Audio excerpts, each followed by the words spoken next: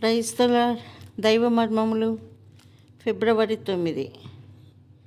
ప్రజలందరూ యెహోవా చెప్పిన మాటలన్నిటి ప్రకారము చేసేదమని ఏక శబ్దముతో ఉత్తరమిచ్చిరి.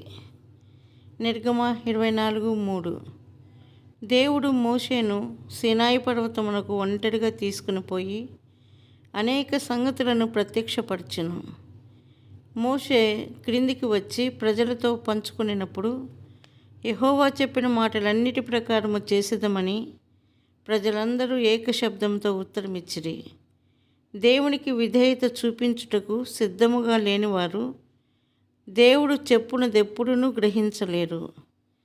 బైబిల్ జ్ఞానము అధికముగా ఉన్నప్పటికీ వారు నేర్చుకునే దానికి విధేయత చూపకపోవటచే వారికివ్వబడిన వెలుగు చీకటి అగుచున్నది. మనము ఆత్మీయముగా ముందుకు సాగవలెననినచో, ఓ దేవా, నీవు నేర్పించిన దానికంతటికి మేము విధేయత చూపెదమని దేవునితో వాగ్దానం చేయవలెను. దేవుడు మోషేతో ముఖ్యమైన నిబంధన చేయక మునుపు మోషే ఒక బలిపీఠమును కట్టవలసి వచ్చెను.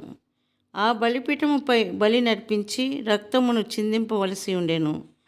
ఆ రక్తమును ప్రజలపై ప్రోక్షించెను.